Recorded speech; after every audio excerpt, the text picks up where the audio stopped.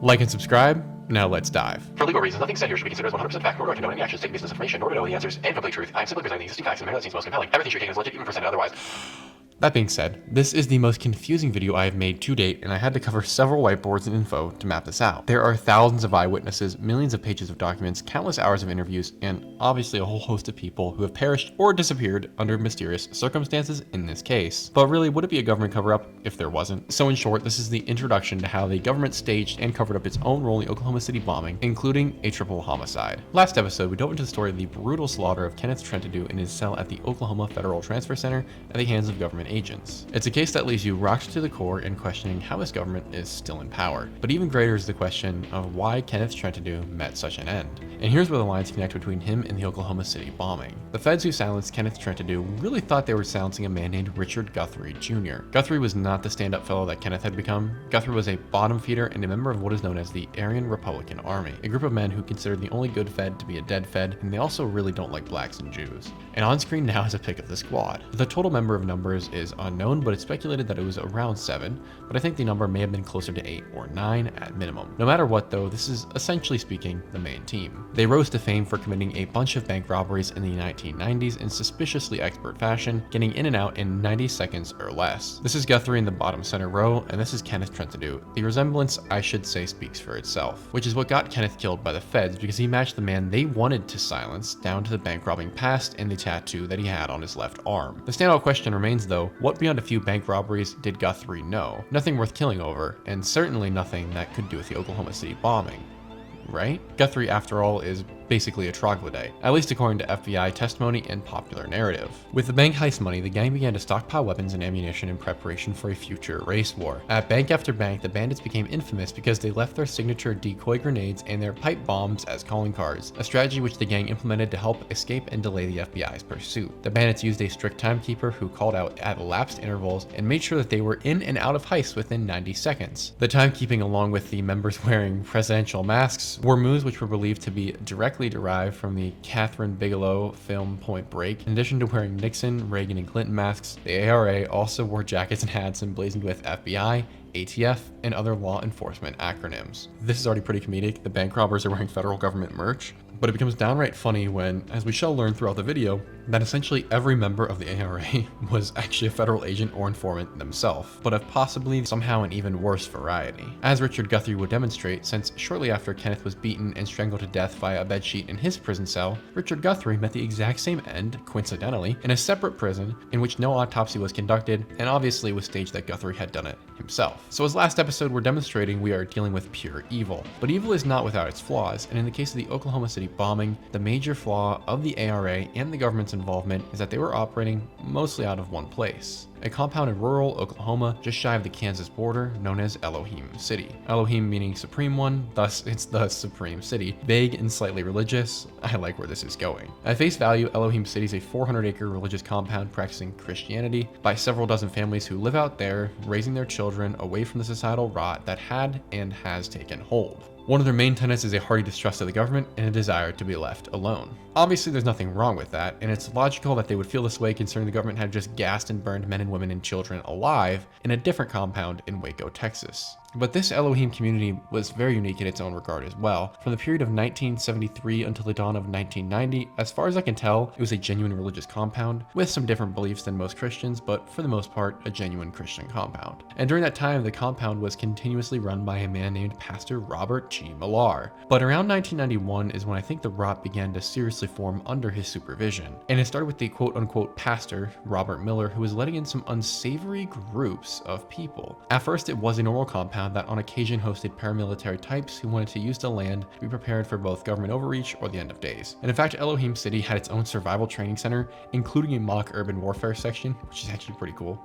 The pastor in suspicion, though, soon began preaching a different gospel than the one he had originally. And a picture is worth of 1,000 words. I don't really think there should be any flags in church because we're meant to be worshiping God there, but this is what the inside of the church at Elohim City looks like. Right, so now that we're on the same page about what's being taught, you shouldn't be surprised to learn then that one of these groups allowed to visit and utilize Elohim City's facilities was the ARA gang. And one member who is left out of contemporary reporting is a fellow, you may not have heard of him, but his name is Timothy McVeigh. Indeed, that is not even something one can doubt, as McVeigh was reported by multiple different federal government informants from the FBI, ATF, to basically all the other ones, as being both at Elohim City and meeting with ARA members and making calls to members of the ARA. One infamous example is a man we will get to shortly named Andreas Strassmeir. And this would make sense considering FBI reports gathered by Jesse Trentadue in his legal battle over his brother's silencing revealed several major eyewitnesses to these events, and McVeigh was prominently a woman named Carol Howe. Initially, Carol was the daughter of a wealthy family, a young wife, and living a swell life, until, according to her testimony, on a random evening in 1994, her worldview was shattered when she was brutally assaulted by a gang of black men.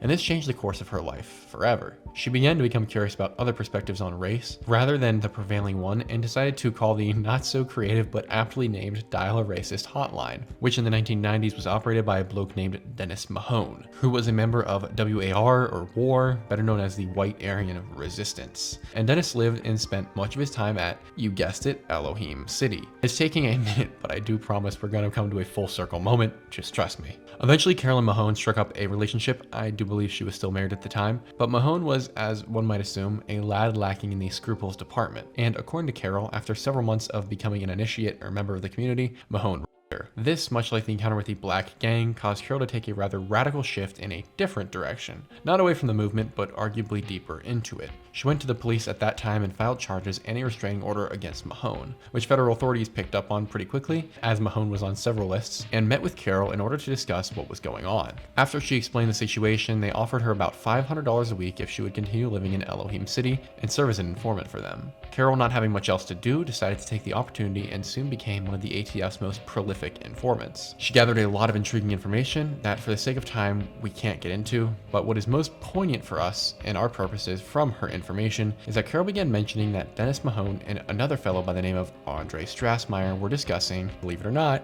blowing up federal buildings. What's curious to note is that Carol Howe informed her handler of this almost immediately, and this was many months prior to Oklahoma City, but nothing was done. In fact, her handler told her to continue working in the community and finding out more about the plot, and to get back into a relationship with Mahone, the guy who had her. So Carol, having been put into several rough situations already in her life, decided to dive even deeper into this group of men who were discussing the bombing, even going so far as to drive a cohort of them, including Mahone and Strassmeir, to Oklahoma City, where they scouted out federal buildings and targets for the bombing. In addition to that, Carol and several other witnesses and informants have made specific note that the idea seemed to emerge when this Timothy McVeigh guy first arrived at Elohim City. But Carol wouldn't realize what this skinny man's name was until much later, when she saw him on television and he was announced as the bomber. So I think you can probably see where this is going. These conversations continued off and on for months until Carol began to hear more specifics, including the month of April and the Mueller federal building being mentioned. At this juncture, even the ATF, the agency that murdered nearly 100 people in a handful of years, thought, yeah, this is getting a bit out of hand, and so they scheduled a raid on the compound. But lo and behold, the FBI stepped in and said,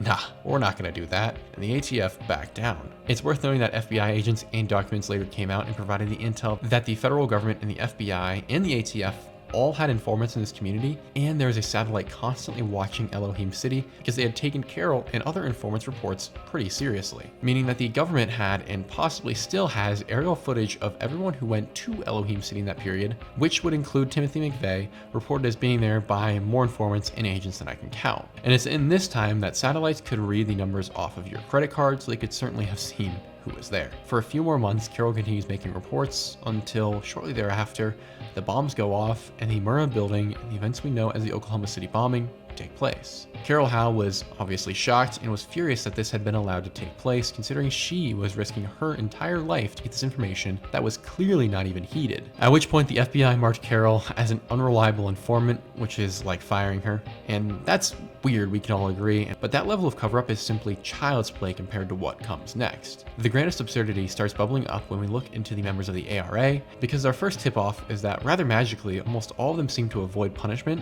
or get really lenient sentences instances and escaped by entirely unknown. For instance, the FBI claims not to have known that the ARA existed until 1996, which I find particularly odd considering there was a highly successful group of bank robbers wearing FBI merch and dropping fake pipe bombs behind them as they robbed banks blind, and articles even mention the FBI pursuing this gang. We also know that the FBI has informants in the ARA itself at this time, according to their own agents who have come out later, and internal agency documents discussing the group, meaning they are seemingly outright lying. But for the sake of time in this episode, there are two men out of the group of 7 to 9 that I really want to focus on, as they and their actions reveal a much grander scale of the wheels in motion. It becomes pretty clear that the Oklahoma City bombing was not in the works for just a few months, but likely multiple years. So let's continue with the story of Mike Brescia and Andreas Strassmeir, Carol Howe, and other informants make specific note of in their documents, or the documents the government isn't withholding, that is. Strassmeir, though, is first. Strassmeir received multiple calls from McVeigh seeking to get in contact with him at Elohim City, both 2 weeks prior and then just a few days before the bombing.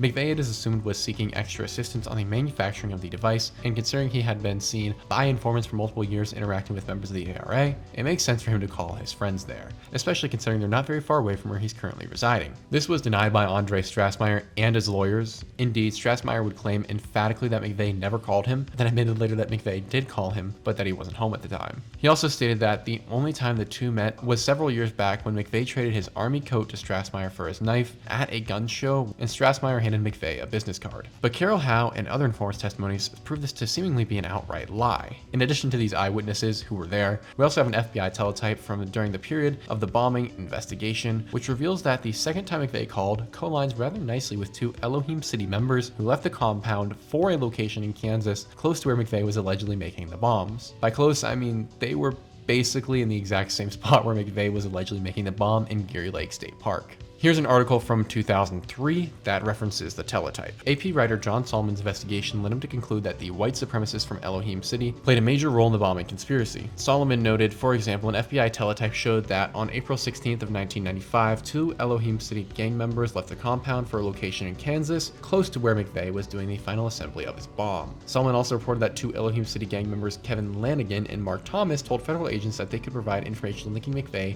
to Aryan resistance. And these facts pair nicely with a 1997 report from an FBI informant named John Schultz, who reported to agents in 1997 he was sure beyond a shadow of a doubt he saw McVeigh at Elohim City in 1994 at a meeting about a mysterious delivery and the use of rider trucks. And this, like wine and cheese, pairs nicely with the testimony of David Paul Hammer, who will be referenced a lot in this series, who along with a man on the outside named Jeffrey Paul, compiled McVeigh's own testimony while in prison, unredacted on the bombing and surrounding events. Hammer was McVeigh's prison friend and was also on death row. He protected McVeigh after he was in exchange for the honest truth about everything, which came out in 2 books. Another snippet worth reading is as follows. After receiving a tour of the Elohim City compound on 10/12/1993, McVeigh and Nicholas had a meeting with Andreas Strassmeir and several other men to discuss direct action against the federal government. Within months, McVeigh had joined the two men and he met on Elohim City in robbing banks. McVeigh served as a getaway driver around the Midwest. In April 1994, a meeting with Strassmeir and white Aryan resistance leader Dennis Mahone, McVeigh first discussed blowing up the Mueller federal building in Oklahoma City. In September of 1994, McVeigh attended a series of planning meetings in Elohim City. In early 1995, McVeigh and members of the Aryan Resistance ARA from Elohim City were conducting practice runs of the bombing. Michael Brescia was chosen to accompany McVeigh on his bombing run. On April 8th, McVeigh met in Tulsa with Brescia and Strassmeir to discuss the bombing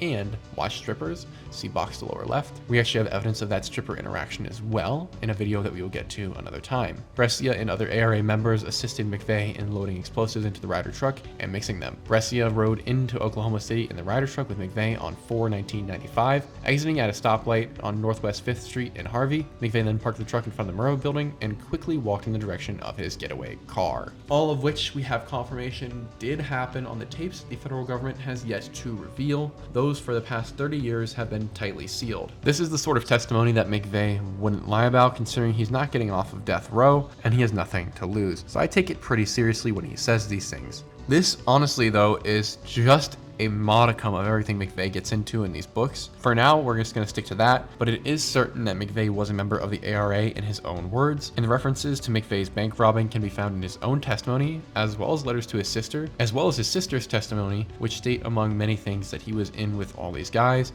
serving as, at minimum, their getaway driver, and he would come home with stacks of cash and ask his sister to launder them for him. And it also reveals that over time, McVeigh began discussing with Andreas Strassmeir plans about how to go about bombing the Murrah Federal Building, as reported reported by several informants. And slowly, from all of this, a team formed, with Michael Brescia being tapped as McVeigh's bomb truck buddy. And that, ladies and gentlemen, means we have 3 of 4 people on the scene for April the 19th, which matches the initial 3 or 4 sketches produced by the government that was then later tampered down to 2, and shortly thereafter, 1. And these sketches are merely a few of the many people reported by eyewitnesses as having been involved in the bombing that day. And it is rather humorous that each of these guys appear to match a known or suspected member of the ARA, which would explain then why none of the dozens of camera angles of the bombing have been released yet, because if they were, then we would have direct evidence that the federal government was not only there, but in on it. Specifically, I imagine we'd be able to pick out right away Michael Brescia, Andreas Strassmeir, and a host of other men who we suspect to be on that list of people involved, rather than just the solo McVeigh. And it's incredibly important because if camera footage put them there, then we would have just proven that the federal government allowed and staged the deaths of over 168 people.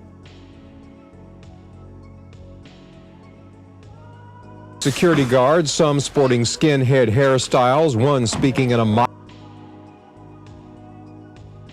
German accent and wearing black combat boots, tried to restrict the media. Now for the strangest character possibly in this series, Andreas Strassmeir, who you may have noticed possesses a very not American name. Indeed, you would be correct. It is far from American. He's actually a German, and as German as they come. Andre warrants a video of his own, but I'll regale his tale here as fast as possible, but do be warned, it's long, convoluted, extremely interesting, and critical to the OKC narrative. In 1989, Strassmeir officially lands in America, setting up shop in Houston, Texas, and this was after spending his whole life in Germany, along with a brief stint in Israel, where it's speculated he trained with the IDF just before he came to America. His time here was filled with oddities, including a 1995 arrest warrant where just before the ATF was going to raid his home for a host of suspected crimes, including bombing-related ones, the raid was called off by higher-ranking bureau officials, and this was mere months before the Oklahoma City bombing, meaning Strassmeir was on 2 lists. The, oh, we gotta arrest this guy list, and then someone with more authorities, don't arrest him list. A very odd place to be indeed. But that wouldn't be Strassmeir's only run-in with the authorities. Even earlier, just a bit after arriving in the States, he was up to no good. On February the 28th of 1992, Strassmeir pops up for being arrested and having his car impounded by a random Oklahoma highway patrolman. The car was quickly released, and so was Strassmeir shortly thereafter. This is despite being in America illegally, and we also don't know to this day how or what he was precisely arrested for, but whatever it is, it clearly didn't stick.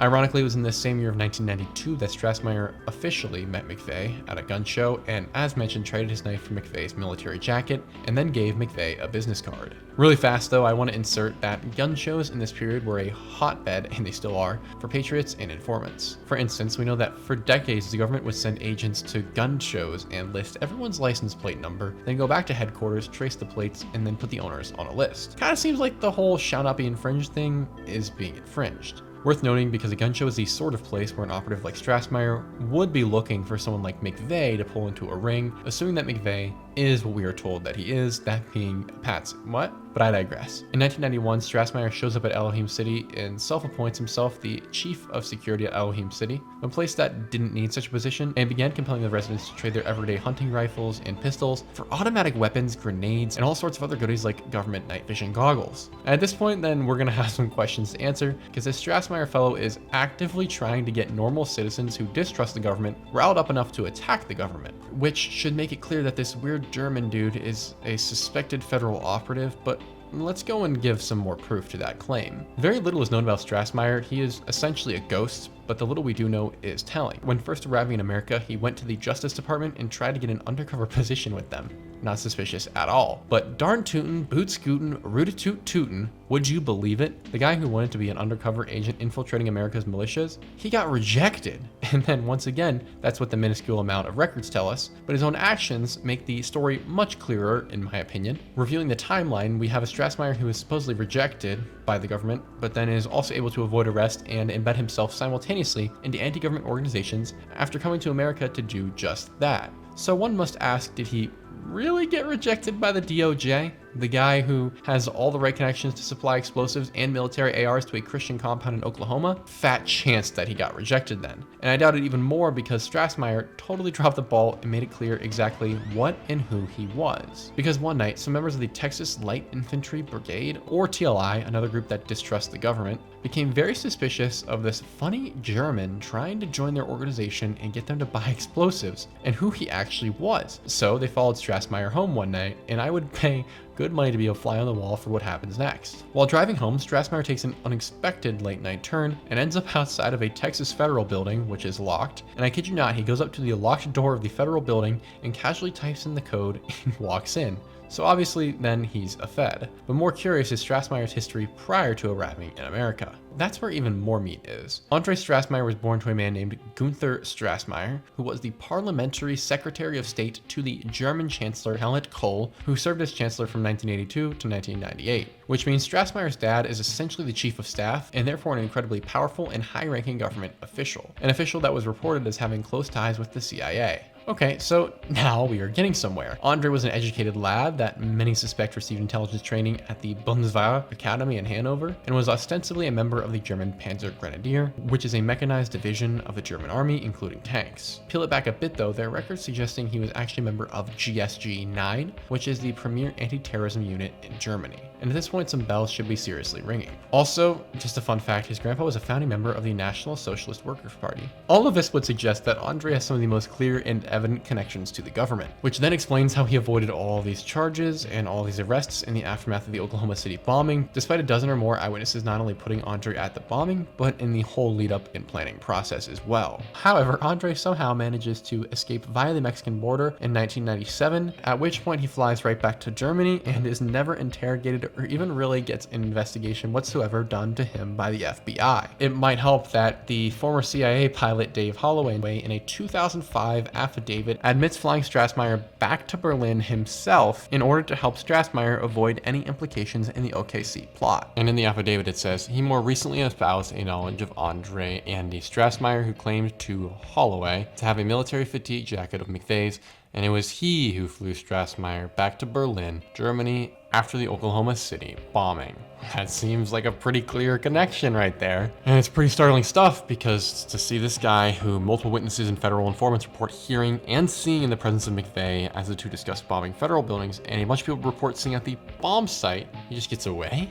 That's insanity. And we're not the only ones who think so, because in a 1997 book, which was released by a man named Evans Pritchard, entitled The Secret Life of Bill Clinton, who has more to do with this than we can get into in this video, but during his time researching, Evans caught on to the fact that this mysterious German who was deeply embedded in the Oklahoma City bombing cover-up and the actual bombing might be the kind of guy we need to talk to. So he sought out to interview him like the government should have, and when he got there, he was rather baffled with what he uncovered. So I'm going to read an excerpt of his findings that was included in the book Blowback by Margaret Roberts. In the spring of 1996, British journalist Ambrose Evans Pritchard was on the trail of those questions a few months after Andre slipped out of the US and flew home to Germany. In a series of interviews with Evans Pritchard, Strassmeir spoke vicariously and seemingly with deep knowledge about the bombing based on a, quote, very reliable source who Evans Pritchard took to be Strassmeir himself. I sensed that he was in deep anguish about the tragedy and wished to get some of it off his chest without violating any secret protocol he may have signed. And these are quotes from Strassmeir. The different agencies weren't cooperating, Strassmeir told Evans Pritchard. In fact, they were working against each other. You even had a situation where one branch of the FBI was investigating and not sharing anything with another branch of the FBI. But the ATF was the agency that most incited Strassmeir's scorn. The ATF had an informant inside this operation, Strassmeir said. He is correct, and one of those agents being referenced is Carol Howe. That's my injection though, let's get back to what he said. Strassmeir said, quote, they had advanced warning and they bungled it. What they should have done is make an arrest while the bomb was still being made, instead of waiting till the last moment for a publicity stunt. This is another quote, either you're a mass murderer or you're an undercover agent. Evans Pritchard told Strassmeir to push his subject into disclosure. So who was it then? Evans Pritchard challenged the ATF, the Bureau? Who were you working for? Strassmeir prepared to bail, quote, look, I can't talk any longer. Evans Pritchard pressed on. There comes a time in every botched operation when the informant has to speak out to save his own skin, and that's now Andre. The reporter had finally hit home. These are quotes. How can he? Strassmeir shouted into the phone. What happens if it comes out that the plant was a provocateur? A provocateur? Evans Pritchard said. What if he talked and manipulated the others into it? What then? The country couldn't handle it. the relatives of the victims are going to go crazy. He's going to be held responsible for the murder of 168 people. Strassmeir tiptoed to the edge but went no further. Reflecting on those interviews, Evans Pritchard conjectured that Strassmeir was a shared asset on loan to the US government, but ultimately answering to German intelligence. When British journalist John Ronson interviewed Strassmeir 5 years later, his position had hardened. Asked if he was ever an agent for any US agency, Strassmeir replied, "No, never." I think that speaks for itself, and the fact that 5 years later this same man would then deny any involvement or advanced knowledge of the events is pretty telling. And even weirder, today we aren't even certain where he lives or if he still does. And for my German audience out there, if you try and look up this fellow on Wikipedia, you're going to find that he doesn't exist because the German government removed references to him in 2016.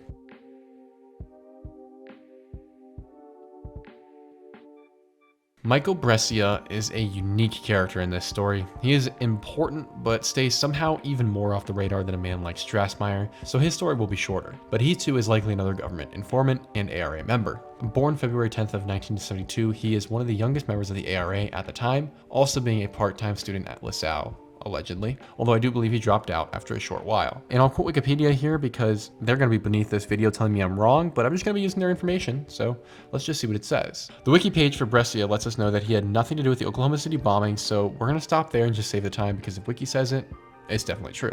Alright, obviously I'm kidding, but the first thing you might notice about Michael is that much like Kenneth Trent to do, he too is a dead ringer for the John Doe 2 sketch. Even more so with the computer gen version, they are the spitting image of one another. Brescia, however, despite likely being one of the John Does, based on the previous FBI teletype saying as much, was not the recipient of a life-ending service at the hand of government goons. Michael Brescia was really close with Strassmeir to the point I can't tell if they were genuinely friends or just bonded both by being agents. Or perhaps a combination. For instance, the Daily Telegraph ran an interview with a witness named Connie Smith who said, "I kept telling them that the man in the John Doe 2 sketch was that Mike guy, a nice looking guy, dark-skinned, but the FBI made me feel guilty, then ignorant as if I didn't know what I was saying. Then later I tried to call in with more information and they wouldn't even talk to me." It seems like really great investigative work, y'all. And in addition to the FBI witness tampering and them doing their best to discredit her, of all people, it's Strassmeir who would come forward and cover for Brescia to refute this Connie lady's eyewitness testimony. And I'm not even kidding you, and the best excuse he could come up with was he stated that Brescia and him were at a rally protesting the execution of Richard Wayne Snell. Now, who is Richard Wayne Snell, you might ask? And I think that's a wonderful question, so let's look into that for a second. Richard Wayne Snell was a man who shared many of the same convictions and proclivities as the ARA professed. Richard, whose death Brescia was allegedly protesting, had planned to blow up the Mueller Federal Building along with another group of men back in 1983 using rockets shot from a van. Can't make this stuff up. He, along with the other men, was acquitted on these charges of sedition, but was later sentenced to death for shooting a pawn shop owner he thought was a Jew and for killing a black Arkansas cop. The Clinton administration, always adamant on instigating the American militias, many of whom saw this fellow as a hero, decided to set up his execution for April the 19th of, you guessed it, 1995. What many don't know is that this is a holiday among these patriot groups, as the government refers to them, because it's the day that marked the first battle of the American Revolution, that being the Battle for Boston. And considering the government involvement in the Oklahoma City bombing, it should not be strange at all that April the 19th of 1995, the day Richard was executed, was, as you know, the same day Timothy McVeigh allegedly blew up the federal building all by himself. Whether or not that's a coincidence, feel free to decide yourself. What's even more interesting is that Richard Wayne Snell got news of the Oklahoma City bombing shortly before he was executed and was reported as laughing and saying, "I can't believe he did it," or "I can't believe they did it," something to that effect. Even wilder, though, is that for weeks prior to his death, Richard would tell the authorities and warn the authorities that a bombing was going to occur on the day of his death. And lo and behold, he was exactly correct. But I'm going to give you a little ditty on this, "One stranger." And that's the final words that Richard decided to say on the day of his execution. And they go as follows. And because Wikipedia likes to tell people they're wrong when they talk about these topics, we're sourcing this from Wikipedia. Snell addressed the then governor, Jim Guy Tucker. Quote, "Well, I had a lot to say, but you have me at an inconvenience. My mind is blurred, but I'm going to say a couple of words. Governor Tucker, look over your shoulder. Justice is coming. I wouldn't trade places with you or any of your cronies. Hell has victories. I am at peace. A rather odd statement, we can all agree, but even stranger considering that he spoke these words to Jim Tucker, the then governor of Arkansas. Most won't know Jim, but he is one of relatively few governors who have resigned during their tenure. And in his case, he resigned because of his implication in the Whitewater scandal, the scandal which implicated the Clintons in all sorts of heinous crimes. You know, from the extortion and money laundering all the way to the boys on the tracks. This is a connection we will expand on in later episodes because the Clintons are referenced multiple times. But sitting there as the viewer, I have a question for you. Look me right in the eyes. If you had to guess, where do you think the files for the Whitewater scandal that this governor would later resign over, and the evidence for the entire investigation and all the documents were held? What federal building comes to mind? All I'll say is yes. But that's for later. Circling back, this is a really bizarre excuse Strassmeir gives because he is saying that Brescia's alibi is that they were protesting the execution of the other wannabe Murrah building bomber while the Murrah building is being bombed by a close friend of theirs. Yeah, so I don't believe in coincidences, so the likelihood of that being true based on what the three-letter orgs have told us and the information that we've gleaned is about zero in my mind, but we shall continue. Michael Brescia, besides being close friends or a collaborator with Strassmeir, who we are certain was an intel op, also seemed to place all of his points into leveling up his charm because like Strassmeir, he too gets raids and investigations on him called off by government higher-ups. Call it coincidence, but a February 2nd of 1997 article by our friend Ambrose Evans Pritchard reveals that 24 hours before Brescia was set to be arrested as the John Doe 2 suspect in the bombing, the DOJ announced that John Doe 2 never existed. So to recap, the guy that the federal government had engaged the largest manhunt in human history for suddenly doesn't exist the moment they're going to have to arrest somebody who looks exactly like John Doe 2 because he probably was John Doe 2. And so when the feds do come to arrest Brescia, instead of it being for the bombing, it was for bank robbery. That's right, he got arrested on his old charges, of which he got a life sentence of only 5 years, which is another sign of his ties, considering he was involved in a bunch of armed bank robberies. I would be expecting way more than that. But let's continue. So considering Strassmeir's testimony that he gave in the Evans Pritchard interview we referenced earlier about how government orgs are operating against one another and without one another's knowledge, it seems like one agency was actually doing their job at that time without realizing the man that they had been hunting for was one of their own, and so when they did realize, they backed off. Rather humorous as well is that Strassmeir and Brescia, both of whom are reported at the scene by multiple eyewitnesses, get off by being each other's alibi, and even wilder is that they were roommates at Elohim City. But the ties for Brescia to the movement go even deeper, with him being the fiance to the daughter of the pastor and community leader of Elohim City, making this one giant convoluted web. The pastor, who we later will find out is also likely a government informant. However, above all of this, there is something deeper. And this connects to the most unexpected of cases that should have nothing to do with the Oklahoma City bombing, and yet it very likely does. And not just that it further proves this connection between the ARA and the government and therefore McVeigh, but it goes to show how evil the people we are dealing with are. This connection begins in the bayou of Illinois when a fisherman walks into a nearby store and reports to the store clerk that he needs him to call the police for him because he found a portion of a human leg in the water while fishing. And unfortunately, the fisherman was correct, but it was not one body he had stumbled upon, but rather 3 he had discovered. The first was a man named William Mueller, the second was his wife Nancy Mueller, and their daughter of just 8 years named Sarah. 3 lives snuffed out in the middle of nowhere, Illinois. This should have nothing to do with the Oklahoma City bombing, and considering the feds are lying about basically everything, allegedly, this is no exception. These murders were attributed to 2 men, Chevy Cahoe and Daniel Lewis Lee. I assure you these are bad men, and they will get what they deserve in eternity, but in this case, they were likely set up. But it's very difficult to really get their story because one of these men is permanently behind bars and the other is dead via execution. Rumor has it their families set them up to take the fall, and knowing the amount of witness tampering the ATF, FBI, etc. are up to, I wouldn't be surprised to know that they had a hand in it. Speculation aside though, there was an article released July 12th of 1996 by Gene Werges, and in it we learned something way different. When the feds recount the Mueller murders, they say these 2 fellows targeted the family because they were carrying a cache of weapons in a trailer to a gun show that they were headed to sell at.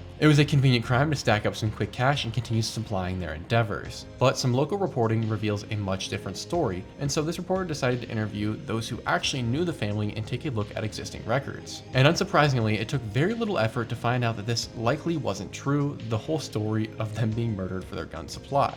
The first thing that was left out of most reports is that Mueller actually sold very few guns, if any. Sure, he attended gun shows to sell things, but if you haven't been to one, they sell a ton of other items. From books to knives to tchotchkes of all kinds. If you want it, you can probably find it at a gun show. In fact, almost no one really buys firearms at gun shows anymore because it's all overpriced and a lot of it's slop, but besides the point. So these tchotchkes and books were for the most part what Mueller sells, with a specific taste for anti-Clinton regime literature. And at these shows he was a bit of a fixture and was both known and well liked by most people. And these same people noted the oddity to this reporter that someone would rob Mueller of all people for guns, considering he sold so few and had recently returned his FFL, which allows him to sell guns at scale, to the federal government. In all likelihood, most of what the thieves would have gotten from his trailer were books, magazines, and tchotchkes of various kinds. Additionally, the way William and his family's bodies were discovered begs even more questions. In an obscure lake in the middle of nowhere, only found months later with plastic bags duct taped to their heads and handcuffed to one another? Something is seriously not adding up here. Continuing that thought, prior to the death of him and his family in February of 1994, William's home was robbed while him and his family were at a gun show.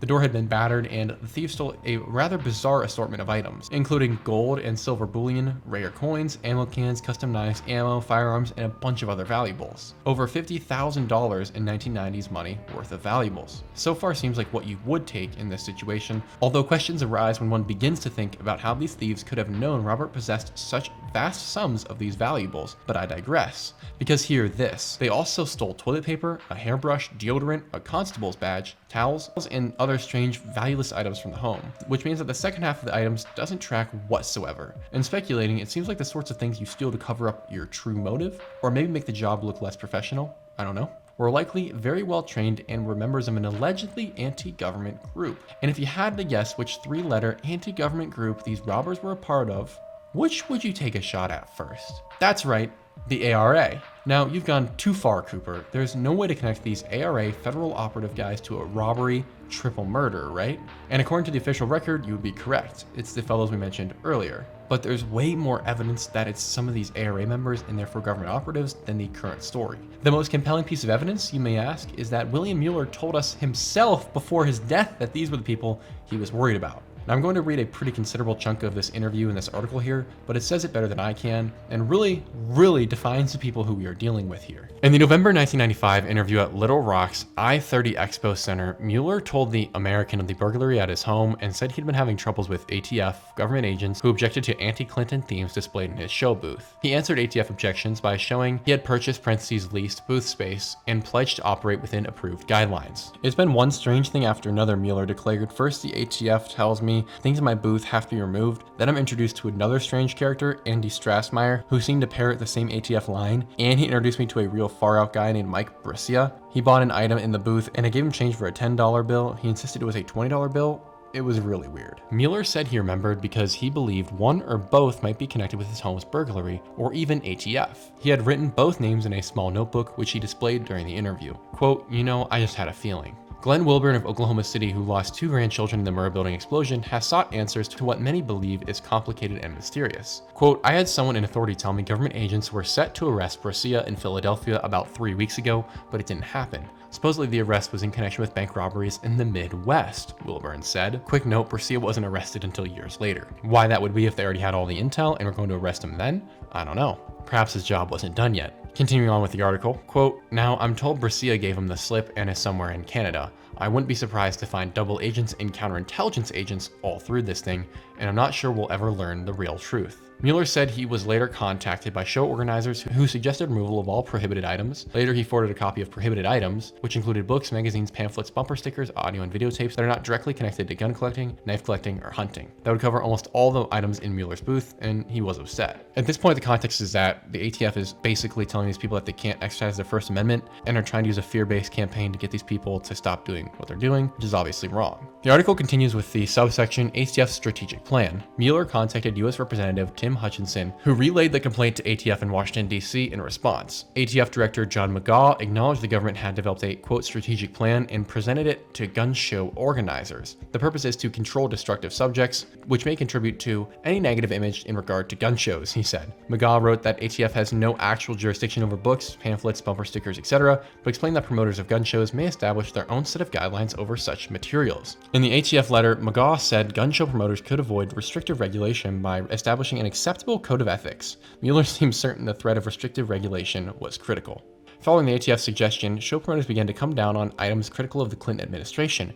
Mueller told the American he saw this as an abridgment of his right to free speech. McVeigh said Mueller had simply misunderstood the strategic plan. The list of prohibited items also includes items which encourage violent overthrow of the government, explain how to make destructive devices such as homemade bombs, or contain nudity. These were not part of Mueller's booth fare. The ATF letter and prohibited items are published in this edition. So now we have 2 known members of the ARA who live at Elohim City, where it's believed some of the guns from the burglary ended up. And we know these 2 men's names because they had been harassing an innocent man, his family, and seemingly this was for their own gratification, but we know it's for something more, telling him bizarre things like a $10 bill is a $20 bill and trying to prevent him from exercising his First Amendment. Got it. And this man being harassed was so concerned he had his state representative bring the complaint all the way to the ATF director, who then stated they have a strategic plan. I don't know, but the strategic plan then sounds like a major and direct reference to PatCon, for which the ATF was a major contributor and was allegedly aiming at people who were exactly like the Muellers. They don't like the government and they want to be left to themselves, which is the same operation that Brescia and Strassmeir were known operatives in. Okay, wow, got it. And this man who is being messed with ends up having his house professionally robbed, for which he believes the ATF played a role in, or maybe just did it all themselves. That's in his own words. And he is so concerned about these 2 men who have been harassing him and his family, and the ATF doing something to him, which they have done historically, that in an interview at a gun show, he silently writes 2 men's names down, that being Andreas Strassmeir and Michael Brescia, as the men he thinks are involved in all the strange things happening to him. The same man who was interviewed is then found shortly thereafter with his head wrapped in a plastic bag affixed to him with duct tape, handcuffed to his wife and floating alongside his 8-year-old daughter, slowly decomposing and being eaten by the residents of the pond. So he's robbed prior to the bombing, slaughtered after the bombing, and is a man that could have easily identified Brescia and Andre and likely McVeigh, as well as testified in any future trials about government involvement in the events of April the 19th of 1995.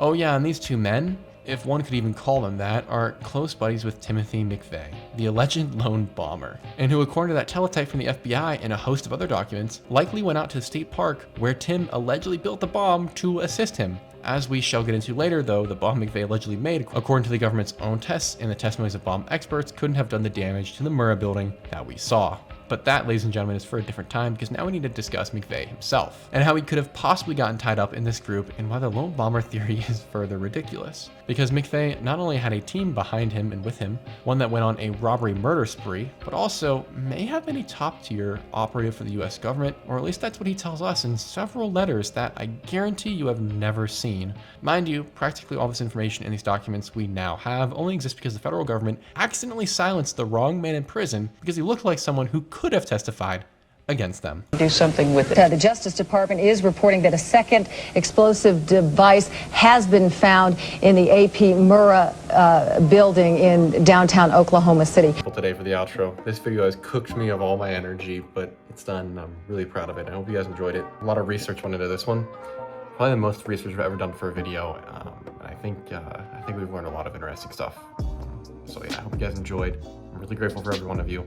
Quick shout out to all the new members on the channel and all the new supporters on Patreon. It means a lot, guys, and shout out to Paul, the Prince of Patreon, for carrying. It really does mean a lot, and I'm grateful for every single one of you. Thank you for watching, and I cannot wait to see each and every one of you in the next one.